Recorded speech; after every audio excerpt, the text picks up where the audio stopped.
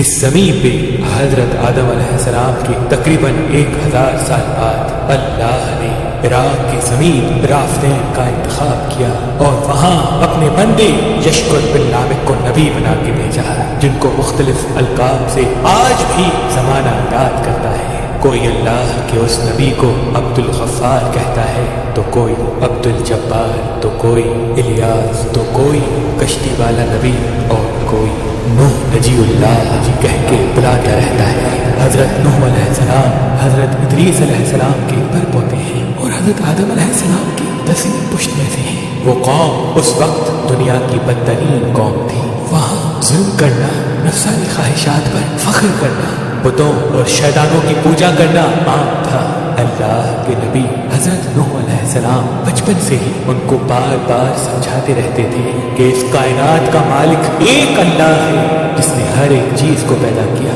نوح علیہ السلام جب اللہ کے دین کی تبلیغ کرتے تھے تو ان کی قوم ان کو اتنے پتھر مارتی تھی کہ وہ پتھروں میں ڈھک جاتے تھے۔ تاریخ نے لکھا تقریباً 950 سال تک آپ تبلیغ کرتے رہے، بار بار پتھر کھاتے رہے، لیکن افسوس سوائے چند غریب اور مساکین کے کوئی بھی آپ پر ایمان نہ لایا۔ آپ اپنی امت کے لیے اتنا روئے، اتنا گریہ کیا کہ آپ کا نام ہی نوح پڑ گیا۔ بس اتنے میں اللہ اپنے نبی پر وحی کرتا ہے کہ اے نوح، اب یہ تیری قوم ہدایت نہیں پائے گی۔ نوح علیہ السلام رو کے اللہ کی دربار میں فریاد کرتے ہیں کہ اے اللہ، یہ انسان ظلم کرنے کو مذاق سمجھتے ہیں، ایک دوسرے کے خیال کرنے کو، مدد کرنے کو بزدلی سمجھتے ہیں، تیری عبادت سے وہ موڑتے ہیں۔ اے اللہ، اس میری قوم کو نیز تو نابود فرما۔ جیسے نوح علیہ السلام نے یہ بد دعا کی تو اللہ نے پیغام بھجوایا، اے نوح، ایک کشتی تیار کر، ان قریب تیری یہ ظالم قوم نیز تو نابود ہو جائے گی۔ بس اللہ وحی کے ذریعے اپنے نبی کو بتاتے گئے اور اللہ کے نبی نوح علیہ السلام کو کشتی بناتے گئے۔ جیسے کہ نوح علیہ السلام ایک پہاڑ پہ رہتے تھے تو نہ وہاں سمندر تھا، نہ دریا، نہ درخت تھے۔ بالآخر اللہ کے نبی نوح نے درخت اگائے اور اس کی لکڑی سے کشتی کو بنانا شروع کیا۔ آپ لکڑی سے بڑے بڑے تختے بناتے، پھر لوہا لاتے، اس سے کیل بناتے، تختوں کو جوڑ کر اس میں کیل ٹھوکتے گئے۔ تاریخ نے لکھا تقریباً 100 سال تک آپ وہ کشتی بناتے رہے اور آپ کی قوم روز آپ کے پاس آتی اور آپ کی توہین کرتی، آپ کو پاگل کہتی کہ نہ تو یہاں دریا ہے نہ سمندر، پھر بھی یہ پاگل کشتی بنا رہا ہے۔ اللہ کے نبی نوح علیہ السلام آسمان کو دیکھ کے صبر کرتے اور اللہ کے حکم کو تسلیم کرتے۔ اس کشتی کا طول 300 گز، اونچائی 30 گز اور عرض 50 گز تھا۔ ایک روایت کے مطابق اس کا طول 1 کلومیٹر سے زیادہ تھا۔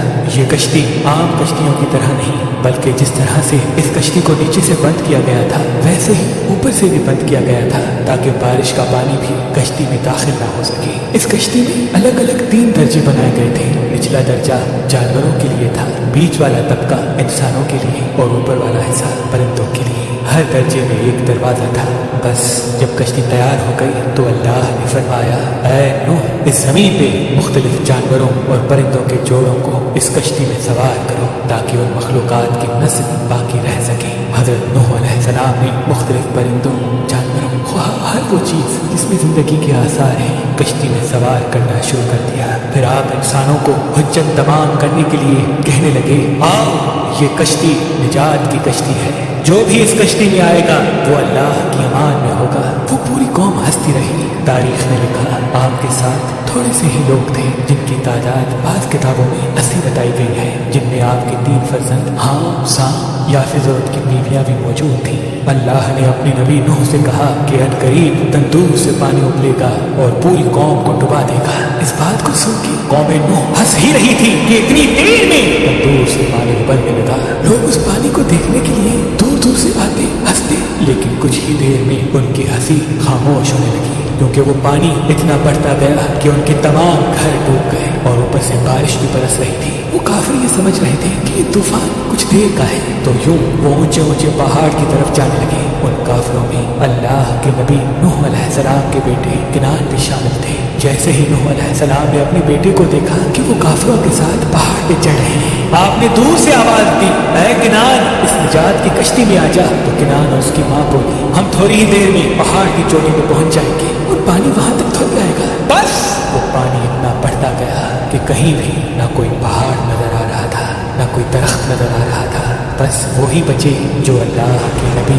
नूह अलैहिस्सलाम की कश्ती में सवार थे। उस वक्त पानी जमीन से 10,000 गज बुलंद था। मुसलसल पानी बढ़ता रहा, चढ़ता रहा। 40 दिन बाद पानी का बढ़ना खत्म हो गया, बारिश भी रुक गई, लेकिन चारों तरफ सिर्फ पानी ही पानी था। तकरीबन 5 माह तक कश्ती पानी में ही तवाफ करती रही, किसी जगह पे न ठहरी। बिलाखिर दरियाए दजला की मशरकी सिंध में एक पहाड़ी जिसको कोहे अरारात कहते हैं, उसकी एक चोटी का नाम जूदी है। इस चोटी की ऊंचाई तकरीबन 13,000 फीट साहिल समंदर है। कश्ती नूह उस चोटी को लग के ठहर गई। ये तारीख 10 मुहर्रम और जुम्मे का दिन था। बस अल्लाह के नबी नूह अलैहिस्सलाम ने कबूतर को भेजा कि देख जमीन पर पानी खुश्क हो रहा है या नहीं। कबूतर गया और जैतून की टहनी उठा लाया। अल्लाह के नबी नूह अलैहिस्सलाम ने अल्लाह का शुक्र किया और यूं रफ्ता रफ्ता पानी कम होता गया। आप और आपकी जमात तकरीबन 5 माह तक जूदी पहाड़ पर ठहरे। आपने तमाम परिंदों जानवरों को आज़ाद किया। उस पहाड़ी पे अल्लाह का शुक्र करते रहे, जिक्र करते रहे, दुनिया को फिर से आबाद करने की सोच में मगन रहे। तारीख ने लिखा आपके एक बेटे साम जिससे अरबी नस्ल चली, दूसरे बेटे हाम जिनसे सूडानी नस्ल चली, और याफ्त जिनसे तुर्की नस्ल चली, और यूं आप और आपकी औलाद ने दुनिया को फिर से आबाद करने का फैसला कर लिया। तकरीबन तूफान के 60 साल बाद अल्लाह के नबी नूह अलैहिस्सलाम इस फानी जहान से दारुल बका की तरफ कूच कर गए।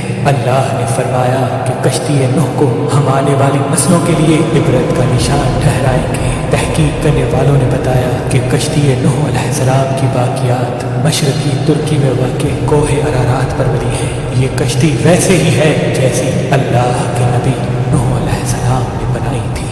सलाम हो इंसान की नस्ल को फिर से जिंदगी देने वाले अल्लाह के नबी नूह नजीउल्लाह